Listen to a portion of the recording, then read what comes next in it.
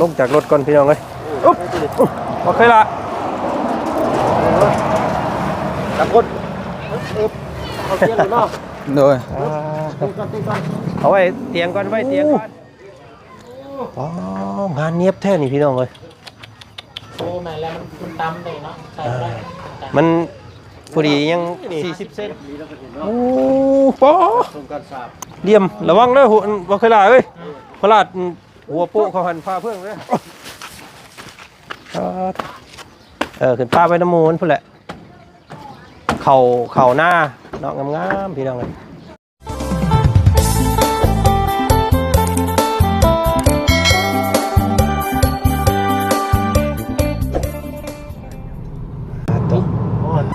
ตั้งเสาสถานีใหม่ได้ดีมีสัญญาณได้บ้าง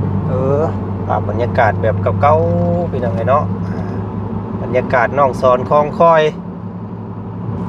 หลายมือเติบเนาะน้องสอนเนาะโดยอุ่นใจจ้อยๆบาดนี้พี่น้องเอ้ฮอดกินไก่กินเก่าของน้องสอนเพิ่นช่วยมาเด้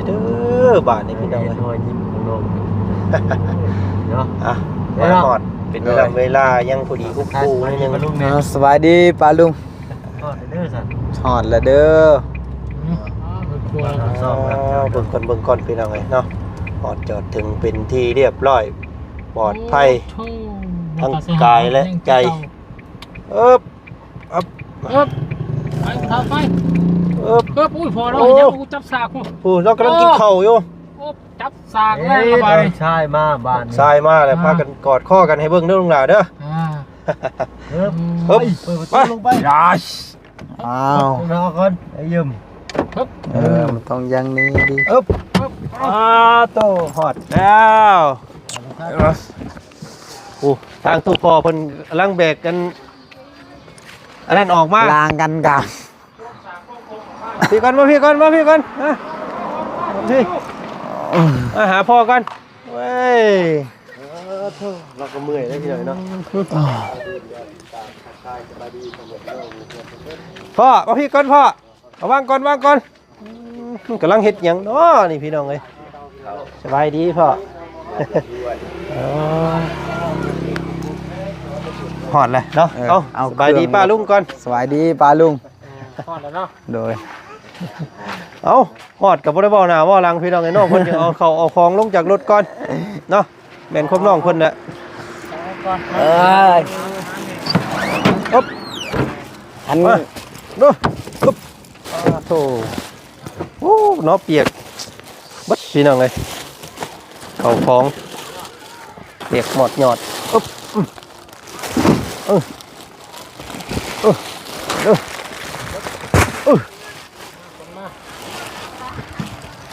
โธ่มาหอดแล้วเอาไว้บันไดก่อนก็ได้น้องเอ้ยไว้หันก่อนก็ได้เดี๋ยวจังพากันชมขึ้นน้ำลังนะโอ้คนได้ของต้อนบ่นี่เอาเบิ่งอยู่มียังหันสมพานพานป่าเหมือนพานบ้านเอาหอดอย่างแรกเลยเขาก็เอาข้าวสารอาหารแห้งลงจากรถก่อนพี่น้องเลยโอเคละจับกดเอาเตียงเนาะโดยเอาไว้เตียงก่อนโอ้โหได้ยังกินอยู่ตู้จะกินยังนะพ่อนะพอดีแล้วออกกับข้าวให้เราเลยฮะเอานี่ลงก่อนน้องเอาไปเอาไว้ก่อนปลาเนาะอันนี้ข้าวเปลือกเนาะสอบยังไงดีจังเลยปุ๊บหายไปหลายวันเนาะพอแล้วกันเป็นตกใจลูกกูแหละว่าใช่ปลากันโถ่สมพานโมเมนต์ก้อยพันโมเมนต์ก้านก้อยเลยบอกก้อยพานดีจังเลยเนาะเบิ้ลแล้วบ่ของเจ้าอยู่ในรถหมดแล้วเอาไว้นี่ก่อนใจเย็นเนาะพุ่นเข้าไปเบิ่งตัวนั้นก่อนเนาะของครัวเข้าพุ่นพี่น้องเลยสิเป็นยังไงเอาพ่อกินเด้อพ่อเด้อนี่ สมพานก้านพ้อยเอ้ยโมเมนต์ก้อยพันอ๋อมาเบิ่งความสวยงามของห้องเพิ่นก่อนโอ้อ๋องานเนียบแท้นี่พี่น้องเอ้ย โอ้แม่แล้วมันตำเลยเนาะใส่ได้ มันพอดียัง40เซน40 50นี่ งามบ่ เนาะ งามมากบ่ เป็นเพื่อนหอแล้วเลยเด้นี่พี่น้องเอ้ยบ่แม่นแล้วอันว่าจุไฟใส่นี่เราบ่กล้าฮอดจุใส่มันคงเราเว้าแล้วนี่มาเอามาเบิ่งนำกัน โอ้เนียบเดียว เนาะมันเฮ็ดคักลีนี่พี่น้องเอ้ยโอ้งานฝีมือเด้อนี่สร้างเพิ่นนี่รู้สึกว่า10ล้านนี่บ่แพงเลยว่าจันว่าเนาะ เนียนเลย โตห้องหอรอถ่าน้องสอนอยู่เนาะผู้ใดเด้สิเป็นเจ้าสาวให้น้องเพิ่นนี่พี่น้องเอ้ย ประมาณยังบ่มาอีก2มื้อนี่พอดีแล้วเลยนี่เนาะ เอาก่อนอื่นก็ต้องถามเจ้าของเพิ่นก่อนว่าเป็นนี่ไดพึงพอใจบ่ในแบบที่เฮ็ดให้น้องเพิ่นเนาะน้องมาพี่บางทีมันอยากมืดๆได้น้องไอ้ทั้งนั้นเนาะมาพี่เนาะงามอยู่บ่งามเนาะเนียบเนาะมีแต่ให้เจ้ามืออื่นเนาะพี่น้องเนาะพากันขุดเอาขี้ดินข้างนอกเข้ามาให้มันเพียงรับก็บ่หลายปานใดติพี่น้องเนาะหลาย เติบแล้วนี่พี่น้องเอ้ยเฮ็ดจังได๋ซะสิเอาทรายเปื้อนบ่ ใช้เพื่อนนะรถ800,000 โอ้โธ่รถหนึ่งยังบ่ได้พอเลยนี่ฮะได้รับซองบ่ได้นี่ ขุดใส่ขุดกันนะ ขุดกระดินแล้วบดเบิดได้พี่น้องเอ้ย มันยิงขุดยังก็เป็นน้องมันเนาะ ไปออกมารอเบิ่งข้างนอกมันเนาะโอ้เรายกขึ้นสูงคักกะเด้นี่พี่น้องเอ้ยนี่เลยเนาะเพราะว่าเพื่อนเรามันบ่เพียงเพิ่นต้องปรับระดับใหม่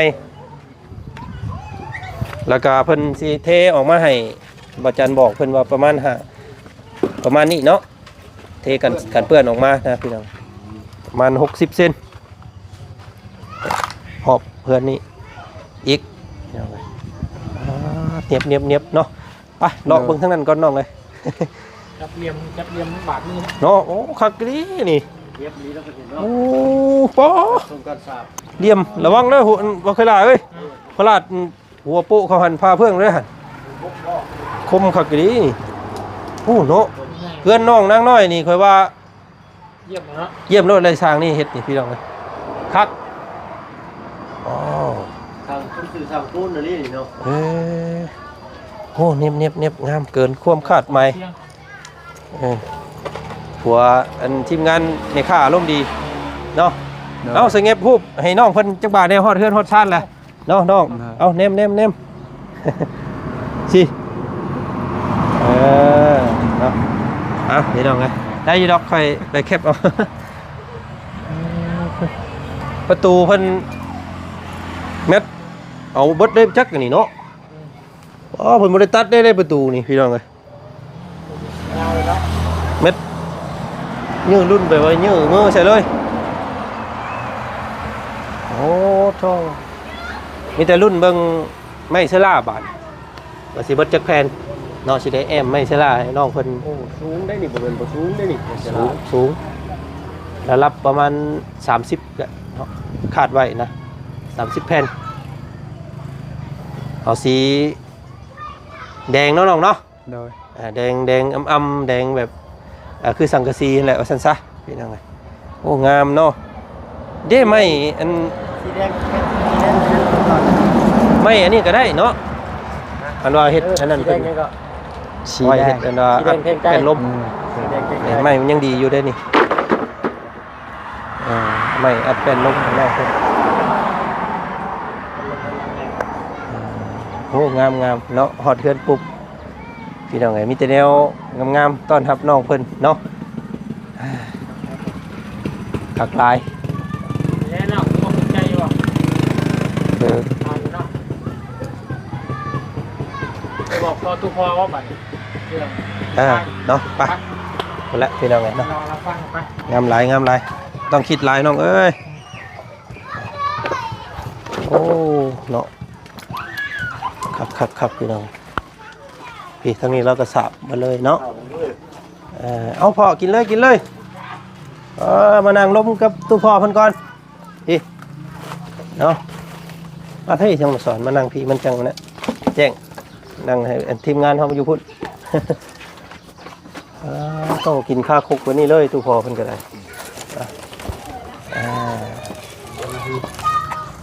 สวยคือว่ามีอยู่ตัวนี่พ่อนี่เอาตัวนี้พ่อเอาแซ่บ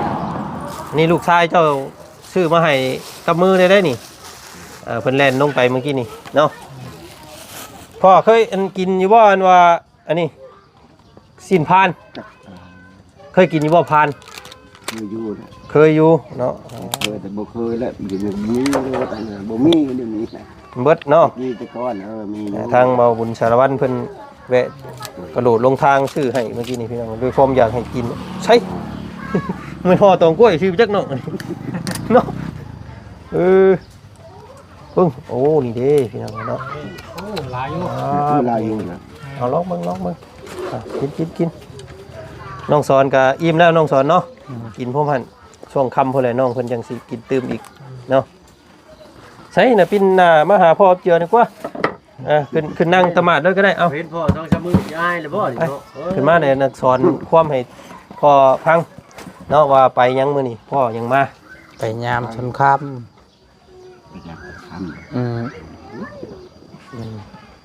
ไปเยี่ยมแล้วพ่อเนาะไปเห็นหน้าเห็นตากันแล้วบักอ้วนๆนึงเราบาดนี่ตัวพุ้ยอยู่ขาวกับขาวหน้าเบ้งอยู่ดีมีแห้งอยู่พ่อเราก็ได้เนาะแล้วเจ้าเอายังให้เราเนี่ยบอกเราเนาะให้เราเงินกับยังข้าวเป่านึงข้าวสารกระสอบนึง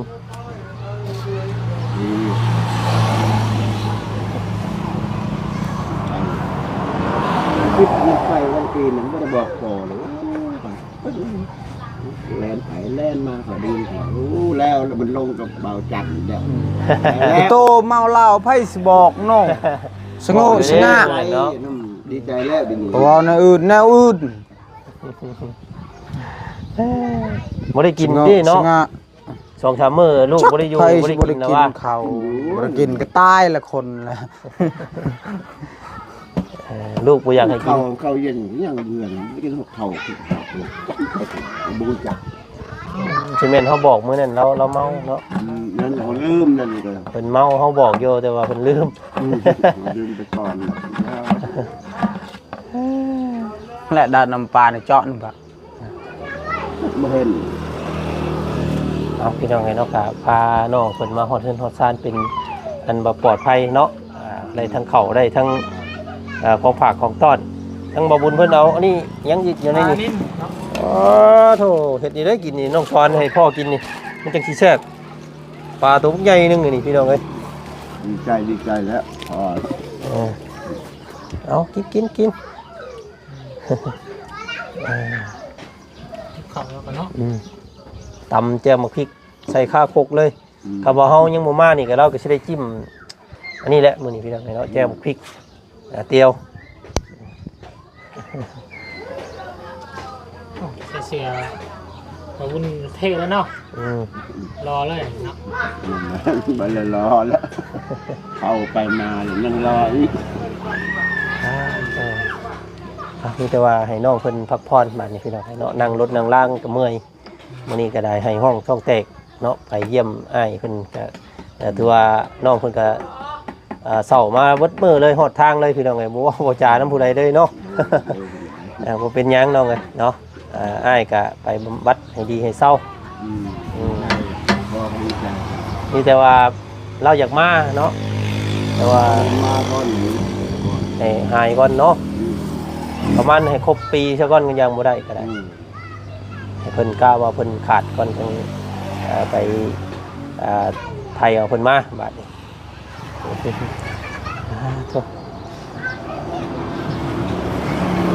ใส่ที่พ่อเพิ่นกินข้าวเดี๋ยวเขาเอานี่ขึ้นซอยเพิ่นก่อนเนาะไปลงไปเอาขึ้นไปทั้งเฮือนให้มันแล้วมันจังป้าไว้นี่ห้อยไก่มาซับมุนไปได้นี่เนาะอันนี้มาระวังด้วยระวังมัน ลุยปุยเลย เปลือก ข้าวเปลือกให้น้องเพิ่นไปซีเอาเองพี่น้องเอ้ยเนาะปึ๊บไปคืนนี้ได้บาทนี่เอาแบบได้เอาแบบผู้เดียวได้บ่เอามา เอาข้างกัน ดู1 2ขึ้นป้าไปน้ำมูนพุ่นแหละเข่าหน้าเนาะงามๆพี่น้องเอ้ย เอาได้เขาบ้านเนาะ เขาอยู่บ้านเขา บ้านเป็นต้นเขาไรบุรีนะเนาะ แน่นนี่คือประตูเพิ่นกินป้าให้แล้วน้องลงมาเอาตัวนี้ต่อเอาโอเคละไปโจมซอยน้องมันแน่น้องเมื่อยได้อหันพี่น้องเลยโอ้โหแนวมันนักเนาะ เอามาทั้งคนมาสองคนเด้นี่ฮะคนเดียวบ่ได้ไหนเอวหักเลยเฮ้ย ปุ๊บจึกจักเนาะเพิ่นซานบ้านซองเพิ่นกะหรือว่ามีข่าวที่ดีเนาะกำลังสิแปลงโสมเขียนคิ้วท่าข้างให้น้องเพิ่นพี่น้อง นี่ปะนี่ เอาบนหัวเด้อ คิ้วท่าข้างให้น้องเพิ่น หัวได้เนาะ เอา ทั้งตัว งดงามก็เปลี่ยนหลังคาเข้าไปแล้วก็เปลี่ยนไม้ส่วนที่ว่ามันสุดรอลงไปเนาะหรือว่าโอ้ยมีแต่เพิ่มตัวนี้แล้วเนาะเฮ็ดบันไดนี้พี่น้องเลย โดย ไม่จับเข่าใช้ลูกติ้งจับเจือเปลี่ยนแม่บันไดให้นี่ก็ถือว่าลูกติ้งแล้วก็ฮักไปเลยเนาะไปเบิด ใจเลยลายจ้ะ น้องเพิ่น ให้น้องไปเลยบ่ เอ๊ะเดี๋ยวให้เพิ่นน้องเพิ่นเอานี่ขึ้นไว้ก่อนจังลงมาใหม่ว่าเขาสิไปอยู่ซ้ายพี่น้องเลยเนาะคำแรกเลยคือกินฮอดบ้านเนาะบ้านเฮาถึงว่าสิบ้านนอกธุรกันดารซำใดแต่ว่าก็กินฮอดได้เนาะหมู่ที่เฮาเกิดคือคำเพิ่นว่าและพี่น้องเอ้ยเนาะดอกจำปาไปอยู่ซ้ายก็เป็นดอกจำปาคือเก่าเนาะบ่เป็นอย่างอื่นได้เนาะพี่น้องเอ้ยเอามาซั่นเนาะคลิปนี้ก็บ่มีหยังหลายพี่น้องเอ้ยเนาะส่งน้องเพิ่นฮอดเฮือนถึงซ่านเรียบร้อยเนาะมีแต่ให้น้องเพิ่นน้ำแน่เนาะเบาน้ำเรื่องน้ำบัดนี้ตามเรื่องน้ำให้น้องเพิ่นนี่เด้อ มาจะมาแรงแบบโทรหาแล้ว โดย ไปไหนเรามาเข้าอื่นเลย แม่นเพราะว่าลำบากเด้สิมาแล้วก็เฟื่อแล้วขึ้นสิแล่นไปผู้ป่วยผู้พี่น้องอาบน้ำเนาะโอ้ยทางน้ำปลากันเลย เอานั่งลงก่อนนั่งลงก่อนเนาะตัวพี่น้อง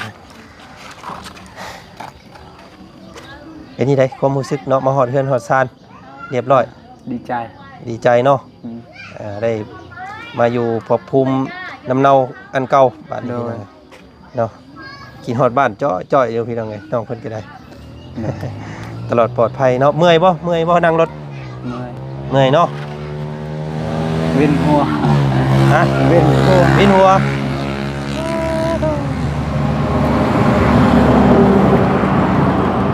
ย าเนาะกินก็ได้จะมาก็เศร้าดอกมันวินหัวเมารถ แม่นเมารถซื่ออาบน้ำ บุรีได้เท่าไหร่ยาน อนพักผ่อนกลับมาปกติได้แหละเนาะ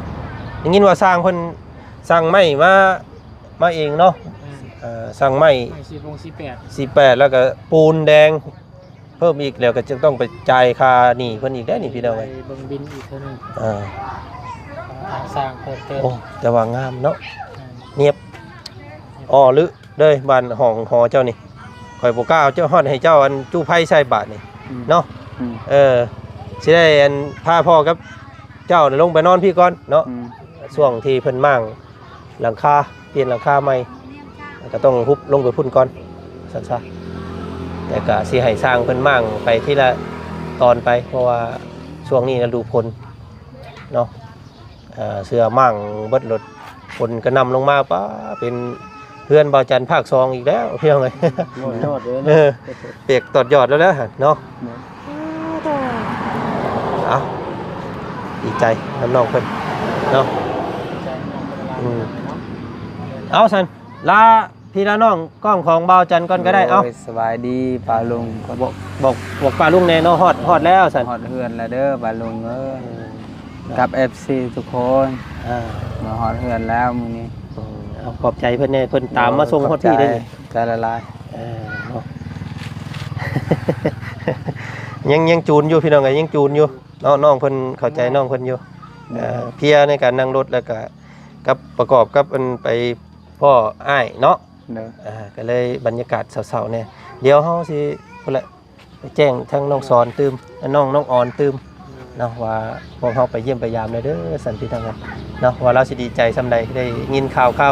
ผู้เป็นผัวพวกเฮาก็ลืมเนาะกี้นี่ลืมเอาเบอร์เทื่อให้พ่อหรือว่าทางเมียอยากโทรล่มโทรหยังนํกันจะว่าได้อยากเนาะมื้อหน้าเดี๋ยวเฮาแล่นไปให้เดี๋ยวสิเอาเบอร์ไว้เทื่อมีโอกาสได้ให้ชุมเจ้าได้โทรลมกันเพื่อเนาะกินฮอดกันแห้งๆ ลูกน้องสอนน้องอ่อนเพิ่นก็เป็นยังไงเนาะคองคอยเบาดับเบามา เอาลาก่อนซะน้องคลิปนี้สบายดีเนาะขอบใจหลายๆเด้อสักพี่น้องเอ้ยเนาะมาพี่น้องเอ้ยเนาะก่อนเฮาสิ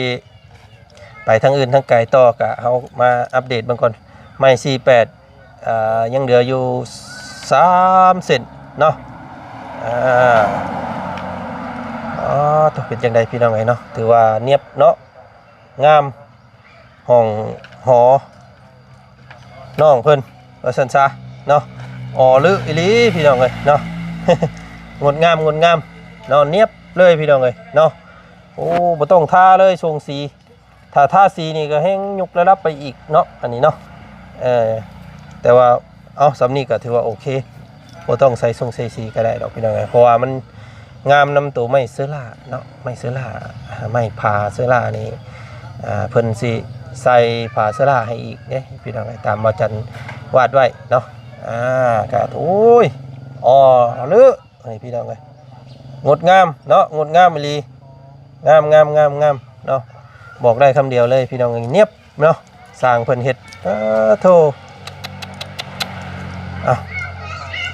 เน้นหนาถาวรบ่ต้องยัดปวกเนาะกะก่อนอื่นพี่น้องเอ้ยทางประจันก็ต้องขอมุกขอบใจขอบคุณทางแม่แอนนาเด้อที่เพิ่นเป็นเจ้าภาพรักทางซ่องของบ่จันเนาะแล้วก็สมทบกันกับซ่องของบ่าวบุญสารวัตรเนาะก็เกิดเป็นเฮือนเป็นซ่านน้องเพิ่นเนาะอันงดงามพี่น้องเอ้ยเนาะก็ดีใจได้เห็นภาพแบบนี้ก็ได้พี่น้องเอ้ยเนาะสมกับราคาเนาะโธ่ไปซัมมื้อนี้สบายดีเพื่อนพี่น้องสุขคนเด้อเนาะที่เข้ามาครับมาชมและติดตามทางช่องของบ่าวจันโดยตลอดมาเนาะหักแพงน้องซอนไปน้องเลยเอาเบิ่งกันต่อไปว่าสิมีการเปลี่ยนแปลงอย่างแน่ในครัวเรือนของน้องเพิ่นเนาะสิได้อย่างแน่พี่น้องเลยแต่ที่แน่ๆนี่ห้องครัวสำเร็จแล้วก็น้ำตามมาเนาะทางบ่าวบุญสารวัตรเพิ่นสิซอยทางน้ำประปาแล้วก็ส่วนหลังคาตอนนี้พี่น้องไงมีแล้วงบหลังคาเนาะแล้วก็ว่าอยากเปลี่ยนผ้าเป็นผ้าไม้เสื้อล่าให้น้องเพิ่นเนาะแต่ว่างบหาก็มีอยู่2 ล้านกีบก็น่าสิพอแต่บงกบบานประตูเนาะยังขาดใบขาด